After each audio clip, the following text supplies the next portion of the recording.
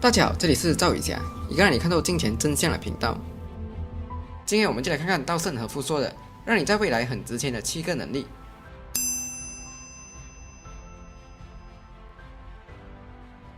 假如只给我1个小时的时间拯救世界，我会先花55分钟去发现问题，然后再用余下的5分钟解决问题。这是爱因斯坦说过的一句名言。由此可见，即便是被世人称为世纪天才的人，也是非常重视疑问这件事的。越是重要的问题，在着手解决之前，越是应该问一问，什么才是问题的本质所在。特斯拉的马斯克喜欢用第一性理论来解决问题，抛弃以前的已知答案，只是无可辩驳的基本条件，然后重新开始推断。例如，特斯拉选用的车型铝车轮，他们的采购价钱是500，比较后发现其他厂家的采购价是300到600，所以500的采购价看上去合乎情理。马斯克得出的答案是：这叫合理吗？是大家都被宰了好吗？自己制作材料成本才50，加工费也才50，所以他选择自己做。大家都在做的很可能是对的，但不一定是最适合你的。通过提问，可以准确地把握问题的本质。每个人应该培养批判性思维能力，通过反复去问为什么，你可以探究到问题的根本原因，这样你就能找到解决问题的最佳方法。例如，问题是你上班总是迟到，你就应该问为什么我会迟到？因为按掉闹铃以后又继续睡觉去了。为什么会想继续睡觉？因为昨晚很晚睡。为什么会很晚睡？因为黄昏时我喝了一杯咖啡，然后不停地刷朋友圈，然后停不下来了。所以如果你没有试图去找出问题的根源，你可能做的只是去设置多几个闹钟，让它在早上响上很多次。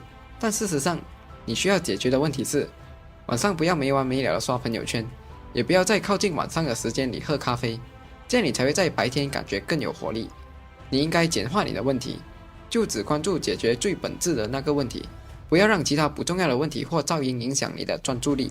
对了，如果你有兴趣想要免费获得由智慧长树送出的电子书《稻盛和夫给年轻人的忠告》，记得看到最后哦。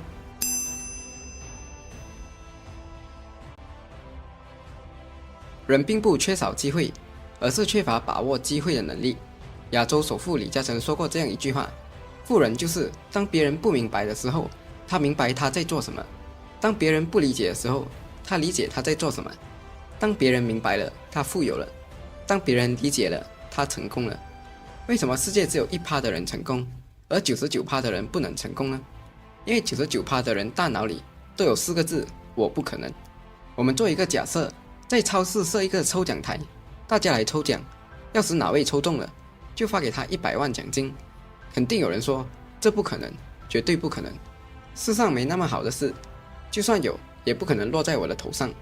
反过来，要是谁抽中了，就把它拿去枪毙，他们就会想：天哪，我去抽，一定是我。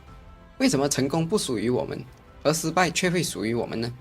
机会对于每个人来说都是公平的，只是有的人没有留意，让机会悄然跟自己擦肩而过。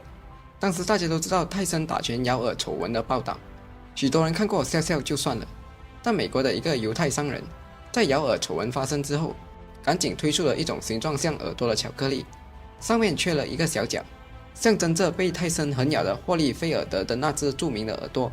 此举立刻使这个牌子的巧克力备受世人关注，发了大财。泰森咬耳丑闻，全世界10几亿甚至几十亿的人都知道，但是发现这个发财良机的只有这个美国犹太商人。因此，犹太商人的经验是，不仅要善于发现机遇，同时还要在机遇面前知道该如何去抓住它，把稍纵即逝的机遇变成财气。同样是2个人，很多时候面对同样的状况，一个看到的是失望，一个看到的是机遇。生活中并不缺少机遇，而是缺少发现机遇、抓住机遇的能力。如果有了这些能力，即使生活中没有机遇，也能创造机遇。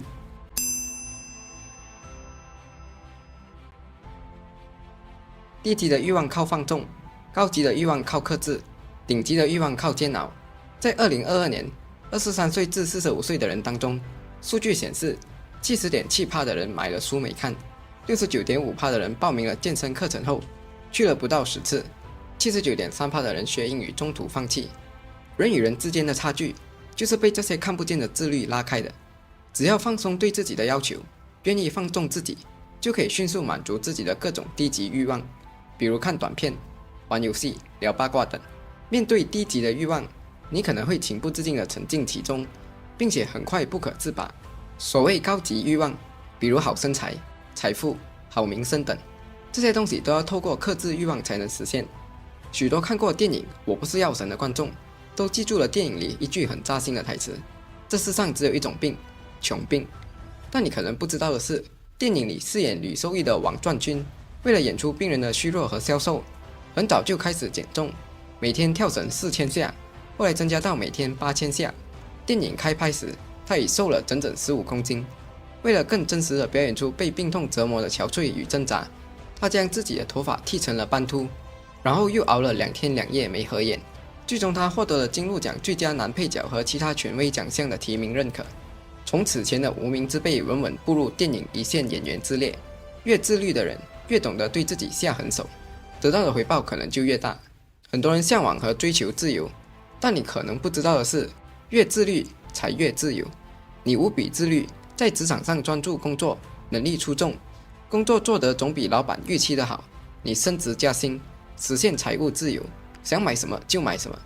自由的本质是自律，自由不是放纵自己，不是无所不为，而是有所为，有所不为。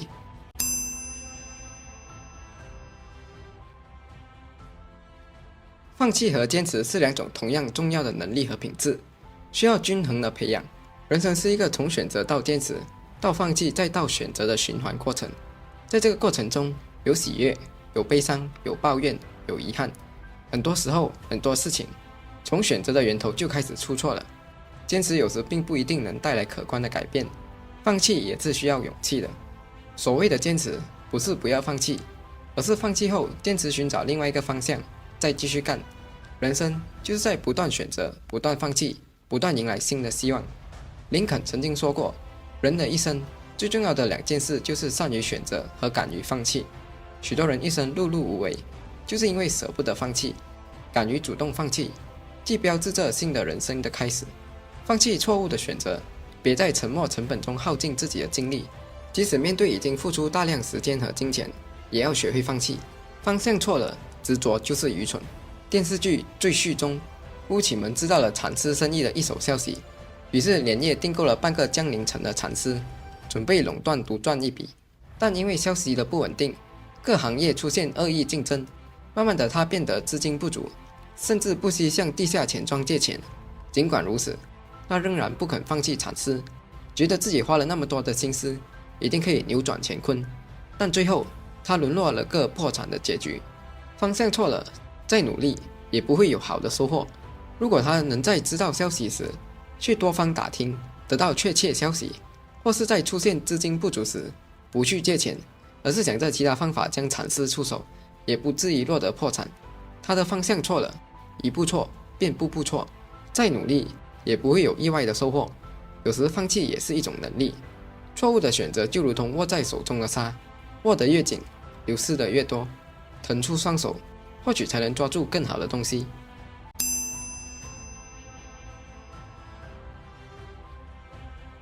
曾经有一个发电厂因为机械故障而暂停营业，几天来，员工们竭尽全力试图解决这个问题，但是没有人能找到问题的根源。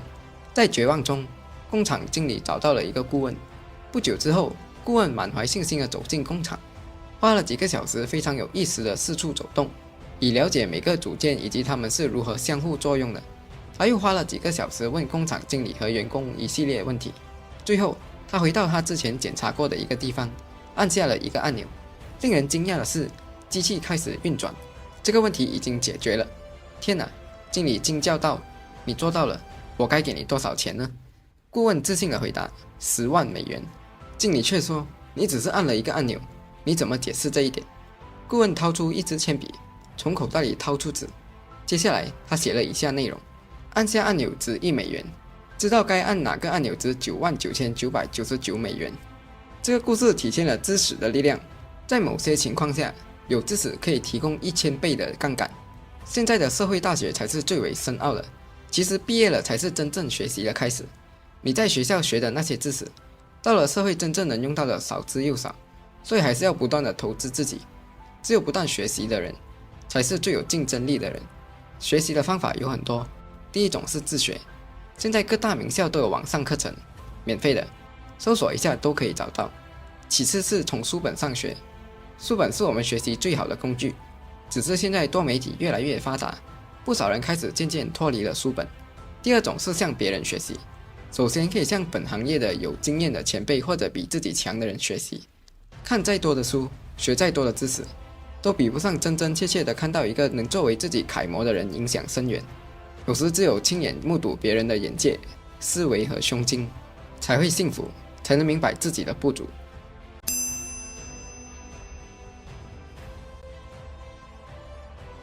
如果你每天都收到86400美元，而要求你每天必须把它用完，那你会如何运用呢？天下真有如此好的事吗？事实上是有的，那就是时间。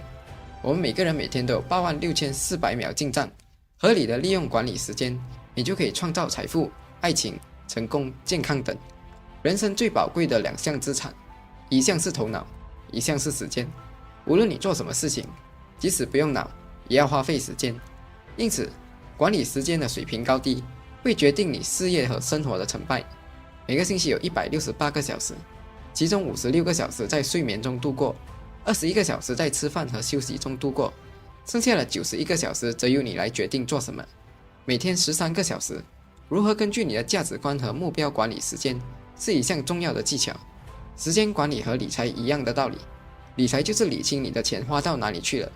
但对时间管理这个观念只有很模糊的概念，因为钱是有形的，能够看得见的，而时间是看不见摸不着的。你一个分神就会让你的几分钟时间消失了。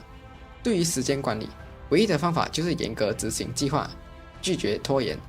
起初计划每周看完1本书，最终却发现自己并没看几本，书架上的书早就堆了一层灰。你应该意识到，90%以上的计划都是因为拖延而废掉的。另外一个问题是，当你刚开始看了20分钟的书，你就忍不住拿起手机玩了起来。10分钟后，你突然想起自己还要学习，就放下手机，重新开始看书。在这个过程中，你以为自己玩了10分钟手机，但实际上你浪费了15分钟。大脑在不同任务间切换是需要额外5分钟来适应的。你每跑一次神，就多浪费5分钟。你不断跑神，时间就会被这样浪费下去。如果你做不到专注，就会浪费比你意识到的还要多的时间。所以在执行计划中，不仅要拒绝拖延，关注重点，还要保持专注。